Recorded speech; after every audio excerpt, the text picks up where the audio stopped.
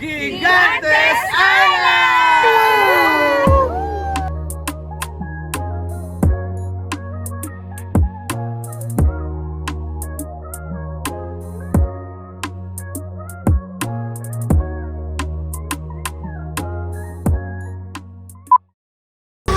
Hi guys! Hanap lang kami sa may Barotac Viejo. Naku, sabihin ako nagkapuyo. Ako na, di halungan mo ha.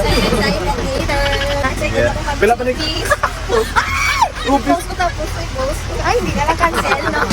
Makado kami sa buong sa may Carles. Yeah, we're going to Isla Gigantes. Isla Gigantes. Isla Giant. Isla Giant. Balaan mo ko na. Now, Ang driver. ang target sa mga ma'am guys, hindi lang sila yung apa. Ma'am! Ano ba ito? This kaya guys oh. Yung bisita namin ang iyalang yung dito ulit guys. This kaya. Mouth control. Hi guys! So ngayon po, andito na kami sa may Carles. It took us 3 hours from SM City to Carles guys para makaabot dito no. So ready ka na karon sir para sa atin nga island hopping sir? Hindi. Kalain buot ko yung gapon. Nagalain mo buhat ako. Yung Sorianay, ahoy, Carles. Carles. Ma'am, good morning. Welcome to Carles. Morning. What's your By the way, I'm Ann Ganda Ambiciosa, but you can call me Ann for short. Kumusta ang ato ng flood control na? So far so good. More projects to come. Ay, diba? I'm so happy talaga na I'm here. Why did you choose Gigantes Island? Because this is the most popular place here in Iloilo City. I'm not a good swimmer, but I know, and for sure, there's a lot of tour guide here to teach me how to swim. Ano ma'am, bal mo sa flood control ma'am? No comment daw. Okay, ladies and gentlemen, let's welcome our photographer. Yo! Wow! Ma'am, good morning! Morning, sir. Kamusta ang kabuhi bilang vendor, no? Nabudlay, sir. Kaya yawan kami lagas pero may sa mga salakyan. Merry Christmas, ma'am, and advance Happy New Year. Finally, guys, nakaalis na po kami dito sa may Carles Port. From SM City to Carles Port, like mga 3 hours, and then waiting moment for 2 hours. Grabe, kung gusto mong ganang isa ka, bakit dapat hulaton mo gina, ma'am? Wala tamang gina pangamuyo, no? But we need to wear our life jacket for us to be safe. Hindi siya may gumit jacket sa akin. Sorry, there's ano pala, adjustment sa side. Thank you, Manong. Oh, thank you, Manong. Effort.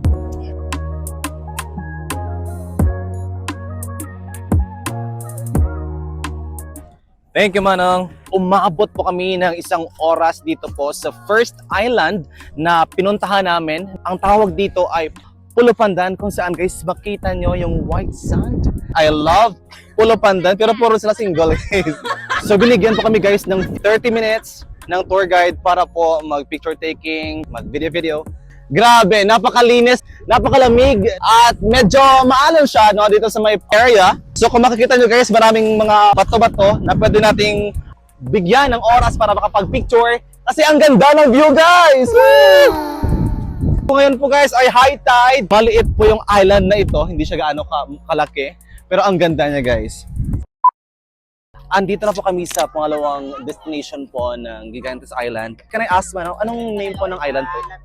Lantangan. Ito po yung accommodation. 20 minutes po yung oras na ginugol namin para makapunta po sa ganitong lugar. Gamit po yung ganitong, same na bangka pa rin. Hi to my vlog, hi!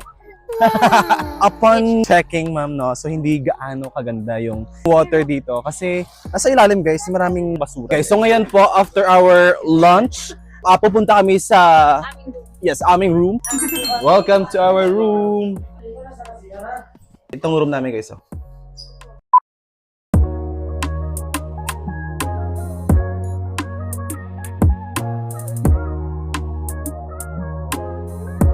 Andito na tayo sa tinatawag na Tangkilagon, sabi ng tour guide natin. No?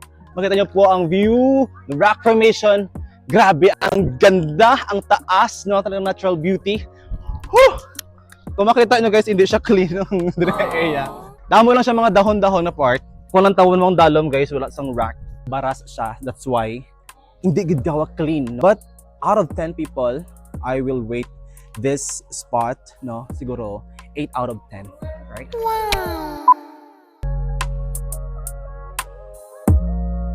Hi guys! So ayan po, andito na kami sa may Kabugao Gamay!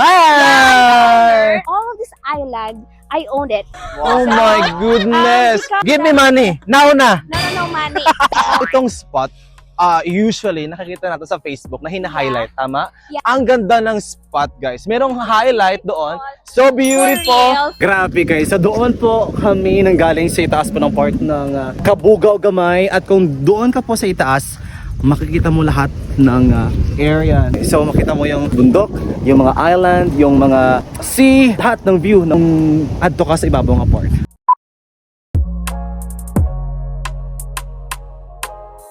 Hi guys, so welcome to Sandbar Bantige. Actually sa ilang spots po na napuntahan namin, ito po yung may pinakahabang sandbar. Do you agree? Yeah. Yeah. Balikan pa kami ng aming tour guide ng 20 minutes para po gumala, mag-take picture or maligaw po dito sa area. Next spot na kami guys, last 2 spots.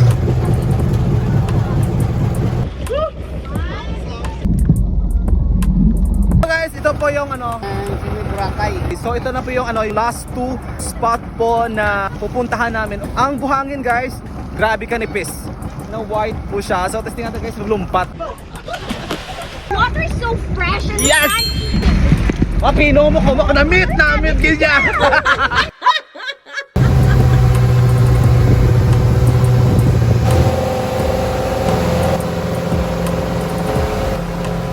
Nakita ko na sa may Facebook, isa ka vlogger.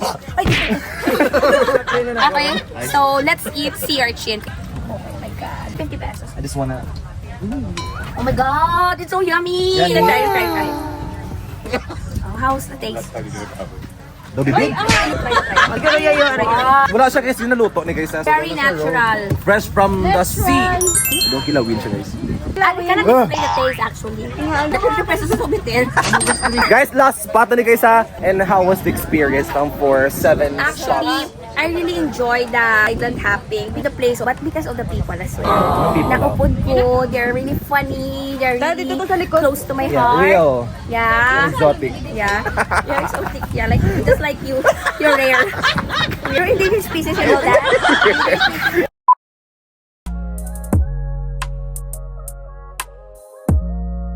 You know what? I'm not comfortable here in my seat. You know? Because something is not balancing. I'm going to do like this. Oh, look at this. Thank you for the seafood. Day to you. Hello, ma'am, sir. Good evening. My name is John Christopher Villones from Gigantes Island Tourism Services. Thank you for coming and enjoy the show. And God bless you all.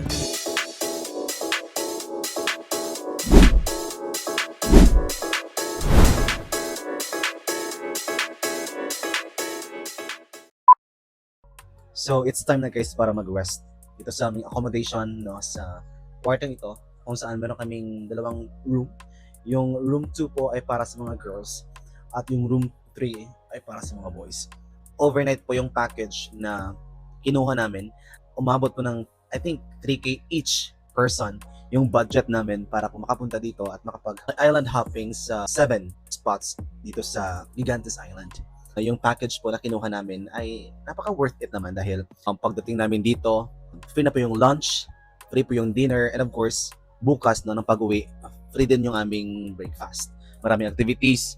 Talagang isa sa mga na-achieve ko na dream no, ngayong 2025 ay makapunta sa isa sa mga paborito kong spot dito sa Carles, especially the Gigantes Island. Bukas ay aalis na po kami kahit medyo may kamahalan pero worth it naman no. Kasi alam naman namin na super stress pa kami sa mga nagdaang buwan no, sa aming mga trabaho bilang isang guro. At this time, deserve namin para gumala at makapag-bonding no, sa isa't isa. Mega love shout out to Miggy. Thank you so much for buying this one no, for me.